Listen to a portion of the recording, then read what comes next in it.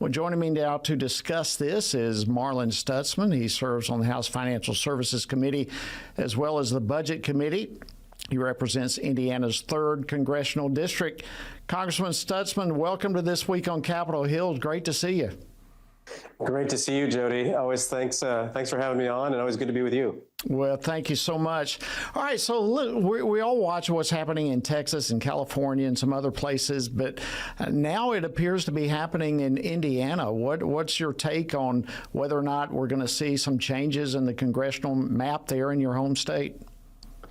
Well, Jody, what I think is happening is the fact that we're starting to learn a lot more of what happened through the 2020 election and what happened through the redistricting that took place in 2021.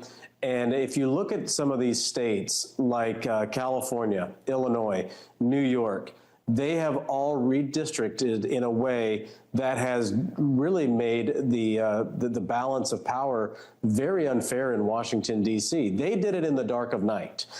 They took advantage of this situation. Look at Illinois, for example. Out of the 17 districts in Illinois, only 2 are Republicans. Look at California. They've got over 50-some seats, and there's the minority is, of course, Republican. And I understand, and Jody, we've had these conversations before about what's the best way and what's the fairest way for redistricting.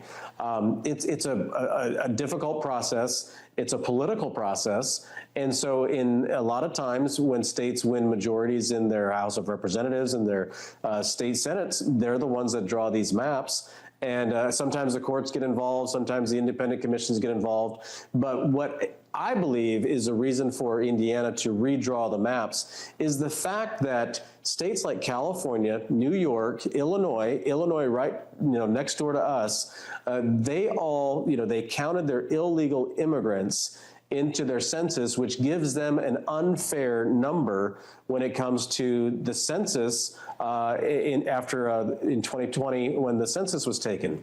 So the fact that Indiana is taking a look at this, I think, is a wise thing to do. We're looking at the numbers from the elections over the past several cycles and realizing that California, Illinois, and New York have already done this, and it gives them a huge advantage.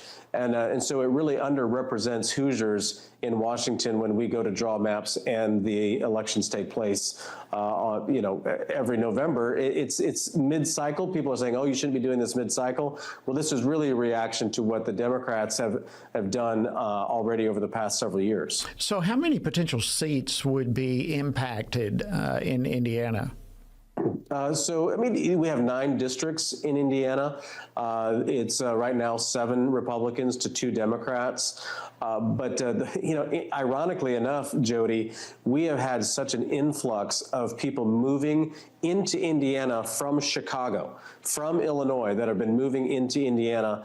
And so Northwest Indiana, the 1st district in Indiana, is much more Republican than what the district looks like, and that particular area.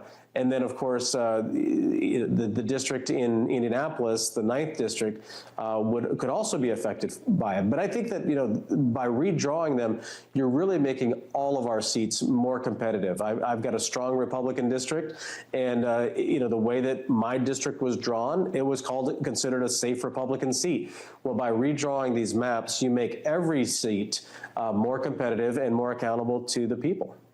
Well, there's no doubt, and you really referenced this, that so many of our blue states have been gerrymandering for years. Yes. And have been doing so in such a way so as to basically freeze out Republican representation. Is that a fair way of describing what many of these blue states have done? Oh, absolutely. And Illinois is the biggest culprit. In fact, I would encourage any of your viewers to pull up the Illinois congressional maps and then pull up the Indiana ones and look at the difference. Illinois has some sort of dragon-looking snake thing that kind of goes through the entire state. And that's they just basically picked out all the Republican areas. And, there's 2 seats that are Republican out of the 17 seats in Illinois. So we know for a fact that Illinois has already done this. And I would blame the media, the mainstream media, for being complicit in all of this. They were also a part of this whole scam as well. And so they didn't say anything about the fact that Republicans in Illinois, they're underrepresented in Washington, D.C. And so states like Indiana, where we're seeing people leaving Illinois and coming to Indiana, we're stepping back and saying, you know what? If this is the way that the game is going to be played, the Democrats have started this process already. We're going to push back, and we're going to fight back. And I think it should be done in the sense because it is truly about making sure that Americans have real representation, fair representation in Washington from state to state. Yeah, there's no doubt. It looks as though a Pandora's box has been opened, and I don't know how you get the genie back in the bottle, so to speak. If I can, Congressman Stutzman, to switch gears with you here real quickly, we all are watching what President Trump is doing here in Washington, D.C. as it relates to crime. He is now talking about Chicago is next that he's going to go after. What are your thoughts on this? Should the president move forward, be it Chicago or other cities, and fighting crime? Absolutely. In fact, we live right next door to Illinois again.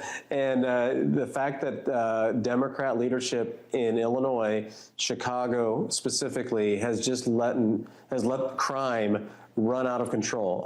We live about 2 hours from Chicago. I'm a Cubs fan, grew up a Michael Jordan fan. My wife, she likes to go to Chicago, whether it's shopping or going to see a concert. And she's afraid to go to Chicago.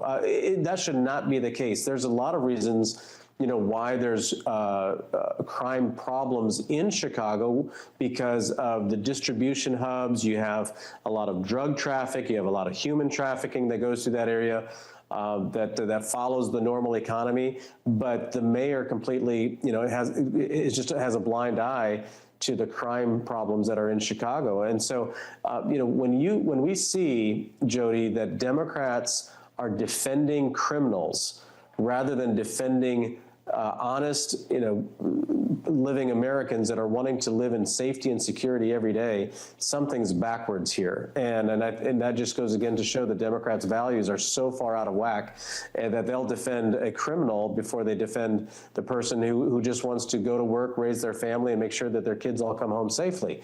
So I think that the president should do something. I know for a fact in other cities in Europe, we're going to have to wrap it up. Military as well. So I applaud President Trump for doing that. Congressman Marlin Stutzman, always great to see you. Thanks for joining us. All right, friends, stay tuned. We've got more this week on Capitol Hill.